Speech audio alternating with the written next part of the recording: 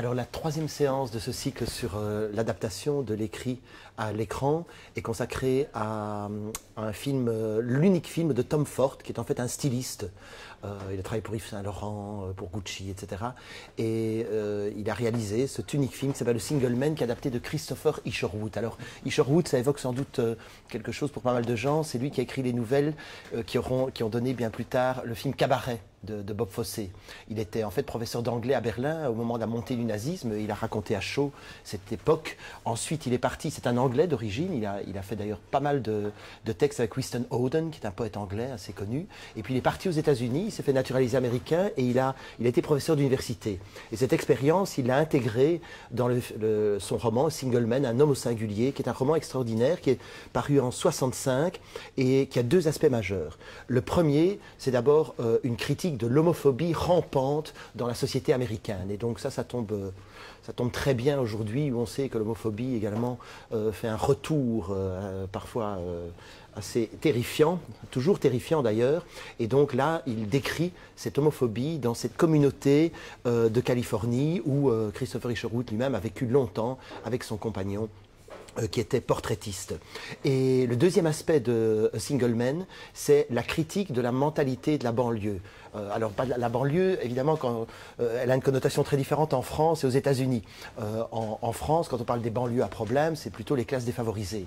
Aux États-Unis, pas du tout. Ce sont les banlieues résidentielles qui ont commencé à se développer après-guerre, où les familles ont voulu avoir un environnement plus sécurisé, plus de terrain de jeu pour leurs enfants, etc. Et en même temps, tout ce développement des banlieues a produit un certain conformisme.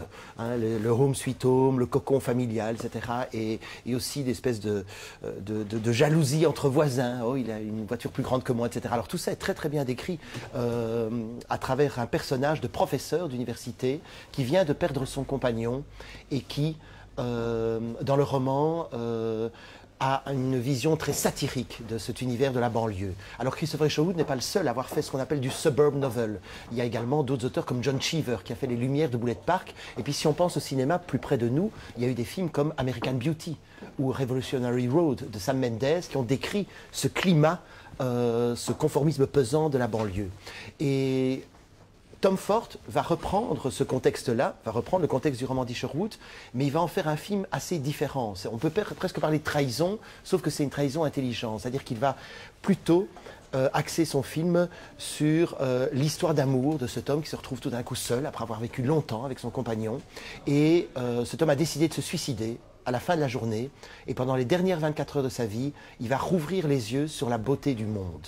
Et ce qui permet à Tom Ford, c'est un film, un personnage, c'est un film dramatique. Colin Firth aurait dû recevoir l'Oscar du meilleur acteur pour ce film, il le recevra pour Le Discours d'un roi l'année d'après. Mais ce qui est extraordinaire, c'est que Tom Ford va utiliser les possibilités du numérique pour montrer cette manière de s'ouvrir de nouveau à la beauté du monde. Les plans commencent en général dans des teintes froides, et puis le personnage, ce professeur joué par Colin Firth, ouvre les yeux et remarque un détail qui lui semble particulièrement beau, et alors l'image se colore et passe dans les teintes oranges, dans les teintes chaudes. Et ça, évidemment, ça a été fait grâce au numérique. La plupart des décors, d'ailleurs, ont été retouchés au niveau des couleurs, etc. Donc il y a une grande attention portée à l'évolution de la couleur dans le film, qui est l'évolution du personnage.